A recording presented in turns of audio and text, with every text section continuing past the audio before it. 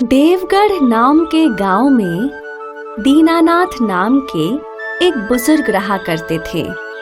दीनानाथ के 2 बेटे थे और दोनों ही कई सालों पहले गांव छोड़कर शहर में बस गए थे। इसी वजह से गांव में दीनानाथ और उसकी पत्नी चंदा अकेले ही रह गए थे। चंदा और दीनानाथ दोनों एक दूसरे का सहारा थे।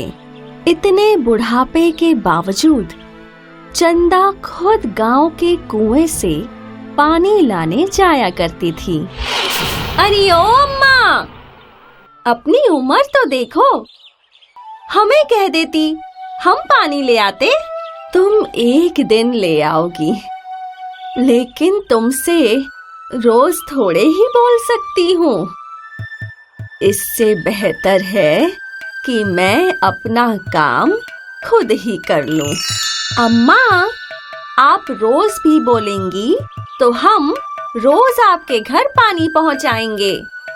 भगवान तुम्हें खुश रखे बेटी। लेकिन जब तक मेरे हाथ पैर चल रहे हैं, मैं अपना काम खुद ही कर लूंगी। चंदा ने घड़ा उठाया और वो घर की ओर चल पड़ी। दीनानाथ भी अपना सारा खेती का काम खुद ही किया करते थे।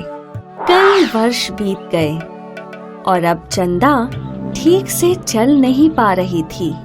आपको कितनी बार कहा है कि जंगल जाकर मेरे लिए एक लाठी ले आइए। कम से कम मुझे लाठी का ही सहारा मिल जाएगा। हाँ, आज मैं जंगल से तुम्हारे लिए लाठी ले आऊंगा। दीनानाथ जंगल की ओर निकल पड़ा। वो यहाँ वहाँ नजर डालता रहा और जो भी लकड़ी उसे अच्छी लगती वो उसे उठाकर देखने लगता। नहीं, ये नहीं, ये बहुत ही टेढ़ी मेढ़ी है।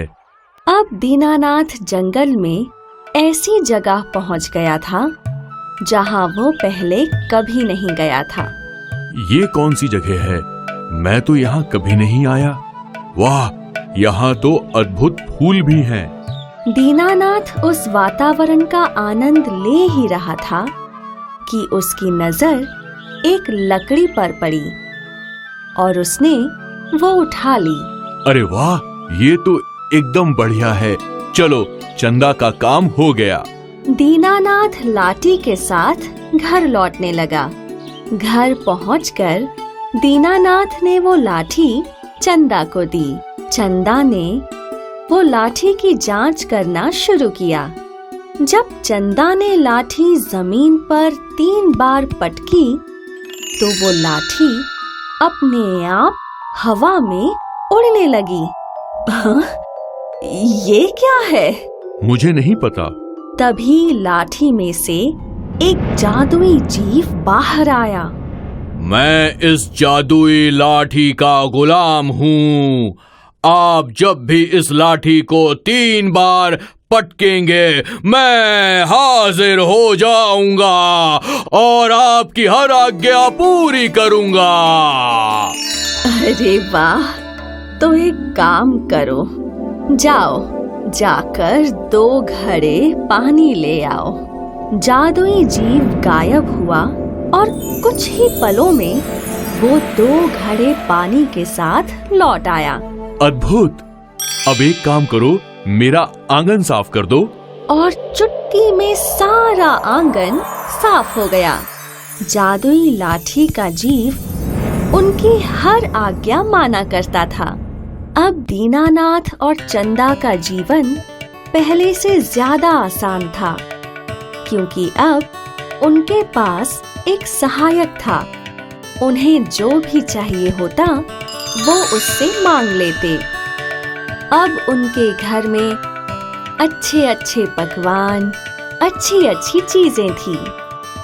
वो लोग बहुत खुश थे। लेकिन उनके पड़ोसी भीकू को ये देख बहुत जलन हो रही थी। आखिर इन दोनों बुढ़ा बुढ़ी के पास इतना पैसा कहाँ से आया जो भी हो, आज इनके घर से सारी महंगी चीजें लूट लूंगा।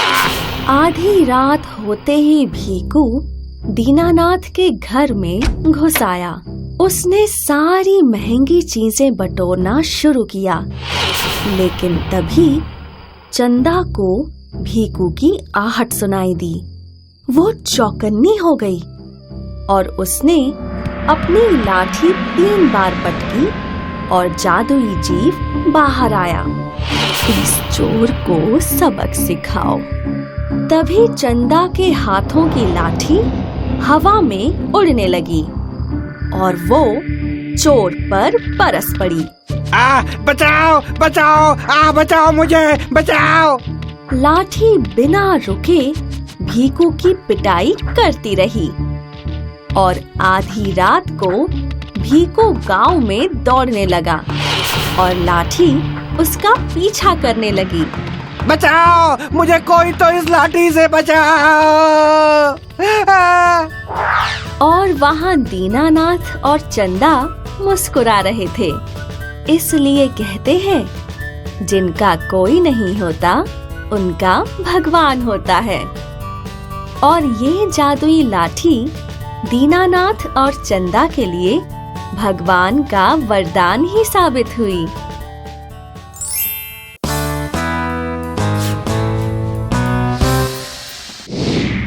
एक बहुत घना बम्बू का जंगल था।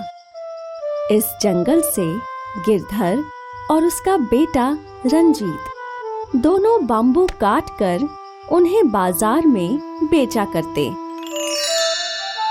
कई वर्षों तक उनका काम अच्छा चल रहा था। उन्हें जीवन जीने के लिए पर्याप्त रुपए मिल जाया करते। समय के साथ गिरधर बुढ़ा हो रहा था और अब वो पहले की तरह ताकतवर नहीं रहा। अब वो सिर्फ छोटे छोटे बम्बू के पेड़ ही काट सकता था। गिरधर का बेटा रंजीत उसका सहारा था। दोनों अब भी साथ जंगल जाके बम्बू के पेड़ काटा करते और फिर उन्हें बाजार में बेचकर पैसे कमाते। एक दिन जब गिरधर अपनी चारपाई पे बैठा अपनी पत्नी से बातें कर रहा था। सीता, क्या तुमने रंजीत की शादी के लिए कोई लड़की ढूंढी है? देख तो रही हूँ, लेकिन कुछ बात आगे नहीं बढ़ाई। सोचा एक बार रंजीत से बात कर लूं, फिर देखते हैं। और तभी रंजीत शादी करके घर आया। माँ, मैंने शादी कर ली है। अच्छा है रंजीत, लेकिन अचानक? अगर हमें बता देते तो अच्छा होता। हमारे भी कुछ अरमान थे तुम्हारी शादी को लेकर। खैर, बहू के मायके से कोई नहीं आया? नहीं, हम वहाँ जा रहे हैं। मतलब? नैना के पिताजी बहुत अमीर हैं। उन्होंने इसी शर्त पे शादी की इजाजत दी कि मैं उनके साथ उन्हीं के घर में रहूं। मतलब तुम घर जमाई बनोगे? तो आपको जो समझना है समझ लीजिए, मैं सिर्फ अपनी भलाई देख रहा हूँ। ऐसा बोल रंजीत वहाँ से चला गया और गिरधर और सीता दोनों की आंखें आंसुओं से भर गई।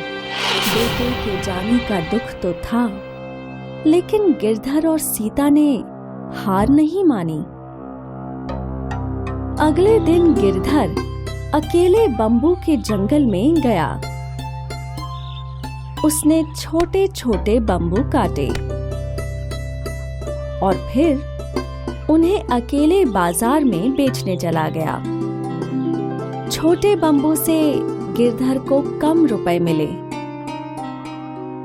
ये सिलसिला कई दिनों तक चलता रहा और देखते ही देखते बम्बू के जंगल से सारे छोटे बम्बू खत्म हो गए।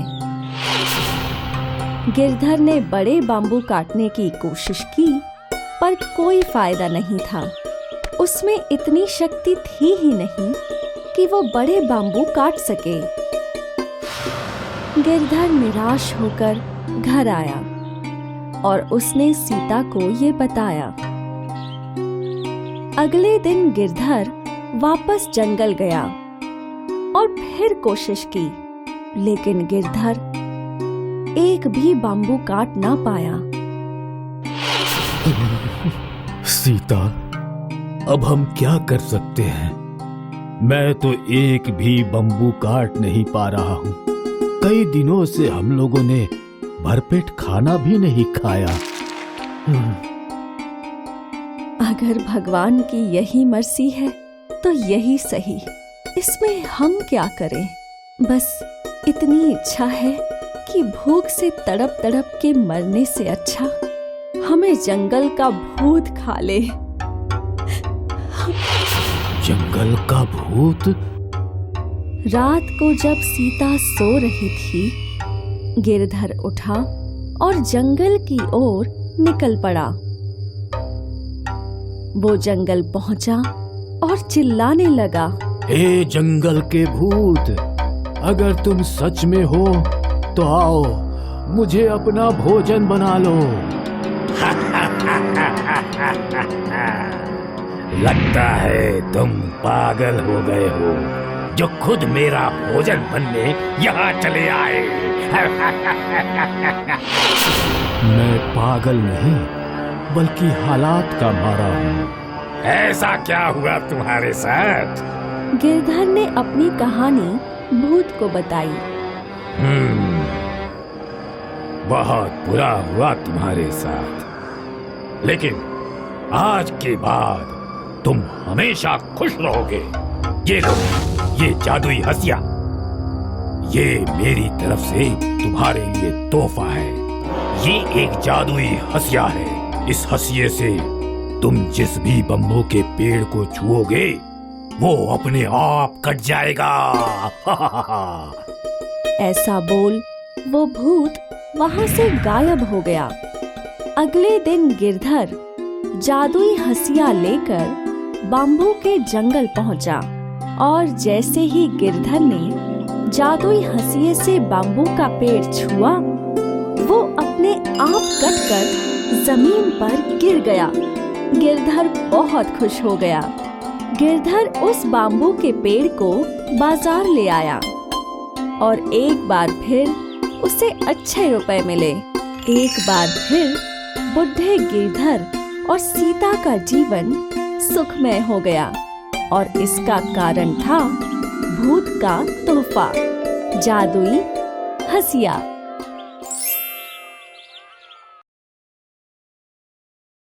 हाय, मैं हूँ शाइनी। अगर आप मुझे ऐसे ही देखना चाहते हैं तो इस वीडियो को जरूर शेयर करें और हाँ, इस चैनल को भी सब्सक्राइब करना ना भूलें।